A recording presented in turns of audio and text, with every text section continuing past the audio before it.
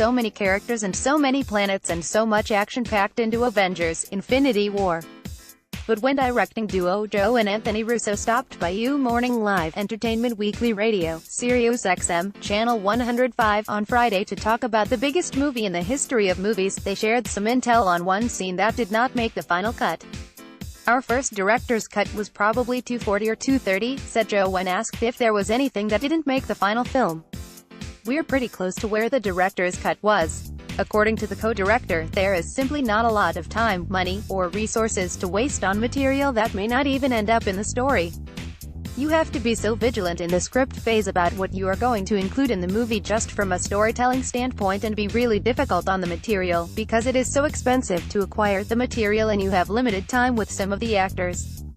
Schedules don't always line up, so you have to be really targeted. That said, there is one scene that hit the cutting room floor. I think there's one really funny Guardian scene that didn't make the cut," reveals Joe.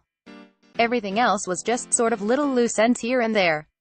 "And what, pray tell, was that missing Guardians of the Galaxy scene?" "It's just more of a straight-up comedic scene," he says. Brother and co-director Anthony Russo picks up the story from there. "It's a scene where they're sort of stuck.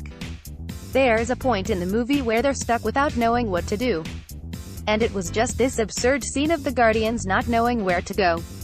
And it was really fun and it was very endearing to us. But because the movie is so big and so propulsive, it just wasn't quite pushing us where we needed to go. Luckily for us, the scene will be seen, just not in theaters. It will be on the DVD, confirms Joe. Speaking of things that were missing, many fans were surprised to see only one tag scene at the very end of the credits. Most Marvel films have at least two, with the second Guardians of the Galaxy film featuring 5. When asked why Infinity War featured only a single post-credits tag scene, one in which Nick Fury turns to dust as Captain Marvel's logo comes up on his pager, the brothers revealed that they actually considered having 0. "We debated having no tags in this movie," says Joe. Anthony concurs. "We did. Part of it was because we knew the ending was a complicated ending, a difficult ending, and we wanted that ending to be very definitive. We didn't want to complicate it with other ideas. So there is one tag that puts a small button in it, but that's it." The directors also weighed in on their favorite moments and scenes in the film. "Without giving anything away, there are a couple of hero entrances that are my favorite," says Joe. "I don't want to say specifically what they are, but if you've seen the film, you know what I'm talking about. Those are things that, again, just the child in me and the kid reading comics book, that I get excited about when I see them." As for Anthony, his pick for favorite scene matches mine, the one where Thanos and Gamora go to collect the Soul Stone, leading to a devastating decision. "I would probably agree with you about that Gamora moment," says Anthony. "I love her character in this film.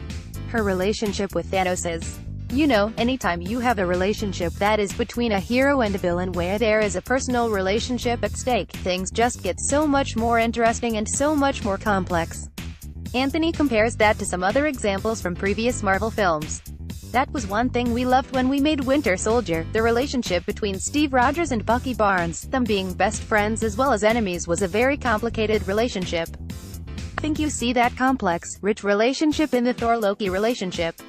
They're brothers who hate each other. Similarly, we loved exploring a father-daughter relationship that was very, very complicated and very difficult. And watching Gamora sort of step through that, she became the heart of the movie, I think." Joe agrees, and even pays the highest compliment of all: "She's the bravest character in the film."